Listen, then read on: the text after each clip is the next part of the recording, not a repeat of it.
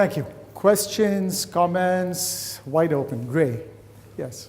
I need a mic. No, he's going to repeat all the questions. Okay. Sunil, thank you very much for a great and inspiring story. Thanks. Really appreciate it. Thank you. Shall I just ask a professional question or the business? Whatever you like. Personal. Yeah. On the personal side, as an immigrant to America, what was the biggest challenge you faced when you came to this beautiful country? Thank you. So the question is, what was the challenge I faced when I came to this country? Really, there weren't a whole lot. Here's the interesting part. So I grew up in Delhi and Bombay, which are big cities in India. When I came to the US, I spent about 10 days in New York City, in Manhattan, with a friend of mine, felt right at home. Big cities around the world have more in common than, let's say, a big city in India versus a village in India. There's more difference over there than there is between Bombay and New York. So I felt right at home. When I came to Pittsburgh, now this was in the mid-70s, long back, and we were going through the trough of our depression, the steel industry collapsing. That felt like a huge change. Pittsburgh at that time was much smaller, more parochial, etc. And I thought, I'm getting my degree at CMU, and in 2 years, I am gone. And of course, one thing led to another. You make friends, you start your first company, etc., and you stay on over here.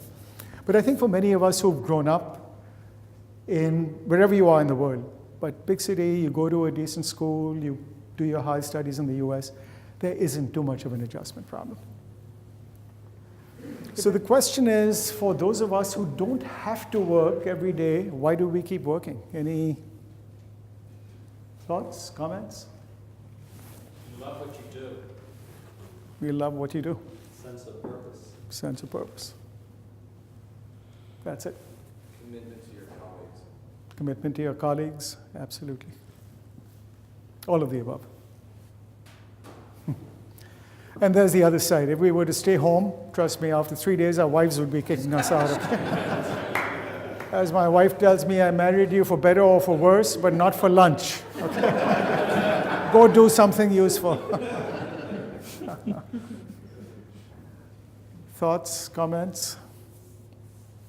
Ravi, what do you think? Ravi is a serial entrepreneur. My question to you is, I noticed that in the story you told, you kind of didn't mention the biggest success you had, which was, Mastic iGate. Is there a reason for that? Or? No, I figured that's in the bio, right? So why go over that? One of The follow-up question then is that I'm pretty sure there were ups and downs. It's kind of a follow-up on that.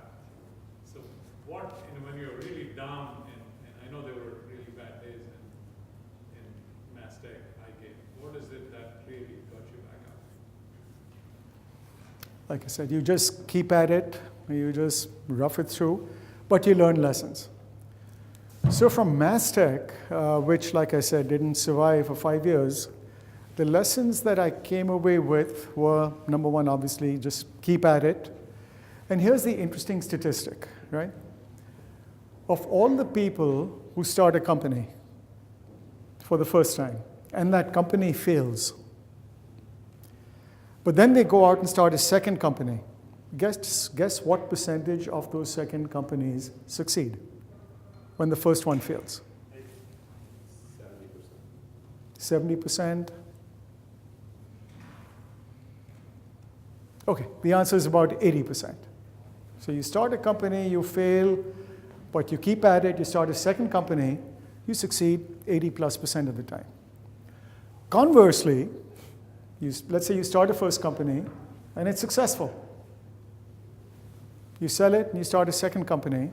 Guess what percentage of those are successful? 30%. 20%. It's 20%, right? So the lesson is you learn a whole lot more from failure than you do from success. Now, it's a painful way to learn, okay? It's not just when a company goes under, it's not just that you lose money, your money, and other people's money. It shakes you up. It shakes up your confidence. And Pittsburgh, today it's a little better, but back in the 1970s and 80s, it wasn't that California culture where a failure is wonderful. It's like a badge of honor, and now VCs will give you money. No, there was a stigma to a company shutting down. But you try. So the business lessons I learned from the failure were the following. And over these years now, I've done a lot of investing in startup companies, over 45, 50 startup companies. And the lessons I learned from that first company still stay with me. And they're very simple, which is that when you start, and by the way, the same applies for nonprofits. And at Wish Foundation and at the AI Institute, I'm trying to apply these same very simple principles. That there are just 3 keys to success when you start an organization. I'm getting into business now. Number 1, the value proposition that you have, the product or service that you're looking to sell. How unique is it and how compelling is it? And you need both. Unique means, are there other competitors out there doing the same thing? How truly unique are you? And secondly, how compelling is what you have to your potential customers?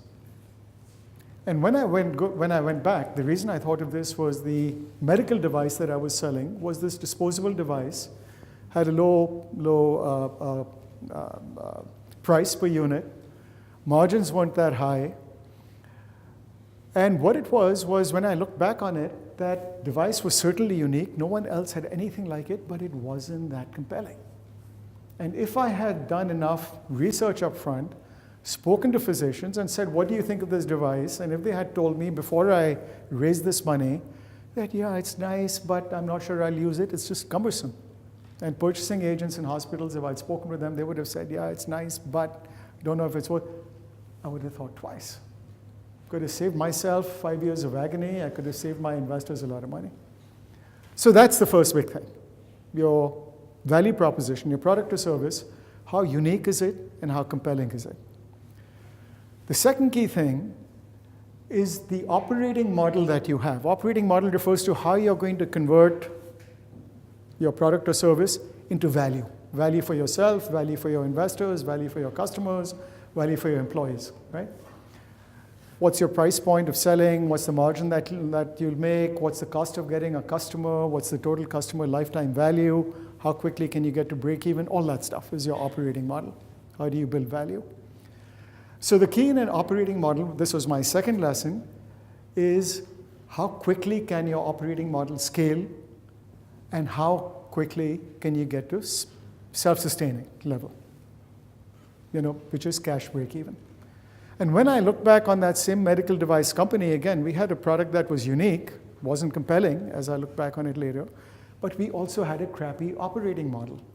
We had a low cost of sales, we had low margins, we had a low cost for the device, we had low margins, but we had a very high cost of sales. These were personal sales. I had to go out, call on doctors, do all this stuff. And if I had known this or thought about this earlier, this would have been the second reason to say don't do it. Because the operating model wasn't scalable rapidly, and it was going to take a while to get it to sustain. So that was the second big lesson. And the third big lesson is the team, the CEO and the team and the culture. How quickly can that scale? Now, my first company never made it big enough for me to kind of understand this lesson. We never got beyond 6 or 7 employees. But this thing about the team scaling I learned when I started my second company, which I started with a good friend of mine, Ashok Trivedi. And we grew from 0. We went up at peak. We were about 34,000 employees. And what I learned, and what I've learned also in all the startup investing I've done, is, as we know in technology startups, a big chunk fail. They don't survive. 70, 80% don't make it. But even the ones that survive, what's interesting is most of them don't get above around 100 employees in size. Maybe 80, maybe 100, maybe 120. And Pittsburgh is a great example of that. All kinds of startups that were started 20, 30 years ago, some that were started 10 years ago, and even the ones that have done well, most of them haven't gone beyond 100 employees, and that rule is true anywhere in the world. You go to India, you go to China, wherever. And that's where I learned that second lesson, that can the team scale, and really the key person in the team is the founder CEO. Can the founder CEO scale? And having been a founder CEO myself, different times, that's the biggest challenge. All of us entrepreneurs as founder CEOs tend to be very strong type A's, The reason we start companies is because we are control-oriented. We want to be in charge of our own destiny. We don't want someone else, telling us what to do. But that same control orientation and that same detail orientation, that works wonderfully when you've got 10, 20, 30 employees. You look at every word on your website, you look at every proposal that goes out, you have to approve every pricing contract. Everything is controlled by us. Well, that's okay when you've got 20, 30, 40 employees. It doesn't scale when you've got 70, 80, 90, 100 employees. Then you, the founder CEO, start becoming the bottleneck. And it's only when you can step back and truly empower other people that things start changing. Now, empower is a wonderful word, right? All of us will say, obviously, we empower other people. But it means giving up control. And that isn't easy for most of us entrepreneurs. So can the founders, and this was a lesson I learned the hard way with iGate. We got to the 100-employee level. We kind of plateaued out for a while. Then slowly, I figured out, gee, I need to step back. We got to 1,000 employees. Again, we hit a plateau. Again, I figured, step back some more. And that's how we were lucky enough to be able to grow. And now I've learned, and by the way, I've used the same operations in my nonprofits. So when I started Wish Foundation 5 years back, I looked at exactly the same issues. One is our value proposition, trying to improve primary healthcare with innovation. I said, how unique is it? Because, just India has 3.5 million nonprofits. I'm guessing out of 3.5 million, at least 500,000 must be in the healthcare space. So if there's 50 or 100 of them doing the same thing, what value do I add by doing the same thing? But I looked, I checked.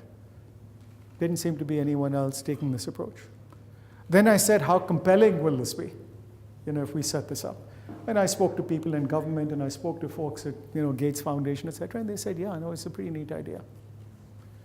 Then I looked at operating model and said, look, I can put money in, et cetera, but at the end of the day, we're working with government. Can I get government to pay for this? Because that'll give us the ultimate sustainability. And we've worked out a model where, in fact, that happens. And then the final thing was a team that can scale. And there I'm still struggling. My foundation in India, we've got about 550 full-time employees right now. My third CEO just started 3 months ago, because the first 2 CEOs weren't able to handle that level of growth. And in the nonprofit world, this kind of rapid growth is very unusual. And there's very few people, very few CEOs who can kind of manage through this kind of growth. So, but these are some of the lessons that, again, in terms of building and scaling organizations, like I said, what's the value proposition? Unique, compelling, your operating model, can it scale? Can it get to self-sustaining? And finally, can your team scale? And if all of those look good, now you've got a very likely winner. So as I look at companies to invest in anything, this is the basic framework that I use. Long answer to a very short question, okay? Lenore, you had a question, right? Yes, Lenore? First of all, I was very moved that you recognized me, so thank you. You're welcome. But I was so moved by your stories, particularly of your grandfather. And one question I had is, do you know your grandfather? Yes, Do you know your yes, grandfather? yes. And while you were telling the story, I was thinking, actually many of us are probably here because of some luck away. Our Yes. parents were immigrants, our grandparents were immigrants, escaping pogroms, escaping Holocaust, and all of that. So many of us are here for very similar reasons. But what occurred to me also was how, the partition of India, how family against family, neighbor against neighbor, what the horror of that. We still see that today. Middle East, families, coming from similar backgrounds. Why is that happening in the world? And what, these changes that you're making, that I'm making, that others are making, does it make a difference? Can we, I was just thinking so much. My husband comes from Venezuela, we're Venezuelans. You see what's happening in our country now, today also. Families fighting against families, too. So we're very in touch with that as well, with people we know not getting medicines and all that. So that's happening in the world today as well, even with our technology. The AI for good that we're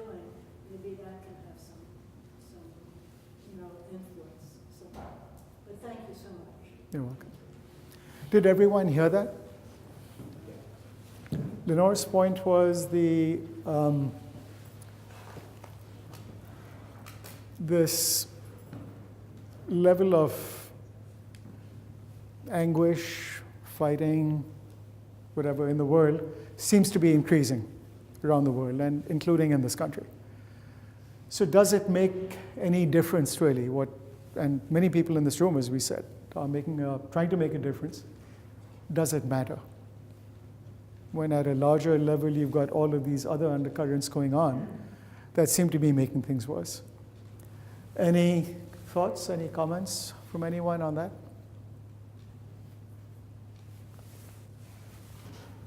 I think it's about I think it's about the human spirit and having a purpose in life, have a big heart. How can you give back? And the world, unfortunately, has been for thousands of years. When you study histories, has always had conflicts. I think to Eleanor's point, we're hoping that with people having more education and knowledge, that they become humble and helping and educating and stuff. But there's also the good and the bad. They're always going to be the good and the bad. Personally, my family was from Haifa, Jaffa, which was Palestine, and they were expelled by different Jewish organizations. But that did not let us hate Jewish people. On the contrary, my grandfather, just like Sunil's story, reached out to a lot of Jewish people, helped them during the conflict, the Arab-Israeli conflict, in 1948, 1967, etc. And the same with my father, just lessons learned. And I am on the board of an Israeli-Arab organization that tried to keep bridging the gap between the Arabs, Muslim, Christian, Jewish, Israelis, and elevating the conversation to humanity, to respect, to love, that we all have a purpose on this earth, that we want to make a difference and do something right. So I think I have hope, but I have concerns also. So I think the struggle will continue. We're on earth, but that's the good and bad struggle will always happen. But we'll do the best we can. That's what Absolutely. makes sense. It's dynamite. And thank you for doing what you're doing. And we're making a difference, a real difference. Yes. Yeah. The way I look at making a difference, Lenore, I mean, for any of us, it's not the macro, it's the micro. So the world maybe is a little bit more noisy and unruly now than it was 10 years back, but if you're helping one family, it's making a difference. If you're helping 10 families, it's making a difference, 100 families. So whether it's education, whether it's healthcare, livelihood, that's making a difference. This big stuff that goes on will go on. Here's the good news. In spite of all of these ups and downs, we are making huge progress as a human race. So this number that I gave you of 6 million children under the age of 5 dying every year, it's a horrifying number. Guess what that number was in 1990? 12 million children dying every year. So we've made big progress. 6 million kids a year that otherwise would have died are alive, are growing, hopefully happily. So we're making progress, and we all do what we can to help.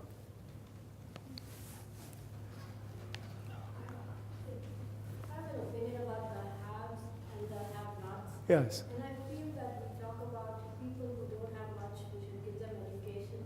But in my opinion, I think people who have should be educated about how much the have-nots do not have. Mm-hmm. And try Yes. to help the have-nots. Even us immigrants and our kids, to try to even educate our kids to go and stay a year or so Yes. in countries that don't have much, to make them understand that just because you have what you have now doesn't mean you forget about what you don't have. And I think that education, if it rises, the difference between the good and the evil might come closer as time goes on. I absolutely agree. Did everyone hear that? The haves, if you look at the haves and the have-nots, one of the key issues is that the haves need to be better educated on how little the have-nots have, and hence the kind of assistance that's needed. And you know what's sad to me is that when you look at giving around the world, personal giving, the US gives more than any other country in the world.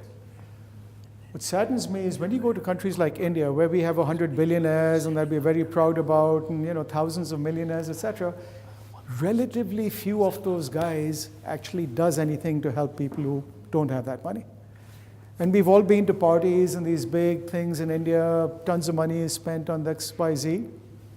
You can see poverty 100 yards away. You don't have to go anywhere. And this is true in most of the developing world. Yet most of these folks, don't try and help. But I think slowly it'll come.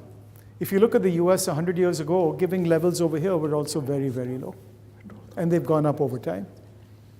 In India, it is going up. It's going up slowly, but it is going up.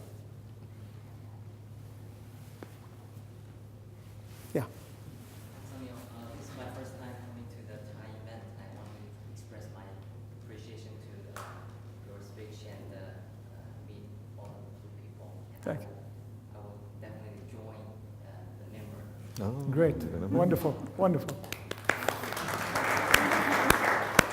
My question, so you mentioned that less is more. So sometimes I strongly agree the point. Sometimes less is more.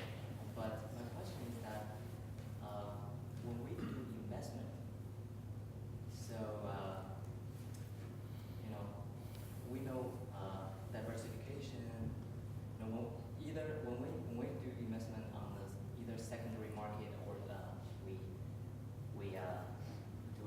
like you doing VC right now, you invest in companies. So sometimes we have to do more because for diversification is only free lunch we can have. So it will reduce your risk and also give you more returns. So for example, if you think about that, you have two buttons. For example, if you press button 1, your money will double, and if you press button 2, your money will be half. But if you do that in sequence, you will either up or down up. You will get back to what you have. But Yes. if you do things in parallel, you will get like 25%. So my question is that how to balance, less is more or focus like more investments. Yeah, that's a great question. Did everyone hear that? No, could you repeat it, please? By the way, I'm giving you my money to manage. You've got this figured out pretty well. So the question was, I made this comment about less is more, right? To achieve more, you should do less. And the comment, a very good one, was if you take the financial world as an example, less is not necessarily more. So diversification is one of the key principles of good investing. So rather than putting all your money into one stock, which is highly risky, you put it into a variety of stocks. Now, of course, as entrepreneurs, we do put everything into one stock, right, which is the company that we start. But here's my response. Even in finance, so in life generally, I'm a big believer less is more. You have a concrete set of things you want to focus on, and typically to me that shouldn't be more than 4 or 5, whether it's your personal life, your professional life, and that way then you get results in those areas. The 80-20 rule. 20% of the stuff that you do generates 80% of the results. I kind of have the same feeling in finance also. So diversification, I 200% agree, is really important, but how much diversification is good? So there are active managers, active fund managers in the financial world who will manage funds with hundreds of stocks. It's a lot of diversification. Does it get you any additional value over managing 30 stocks? Very little. Lots of research shows that about 30 or 40 stocks gives you the kind of diversification you need. But then above that, you don't get the benefits of more diversification, but you're just spending more money on overhead, on admin, on tracking all of this stuff. Even in my, so again, diversification is good, but up to a point. 30, 40 stocks is better than 100 or 2,000 stocks. I'll give you another example. There's an institution in town, I won't mention the name. I was on the investment committee, and they manage about $2 billion, right?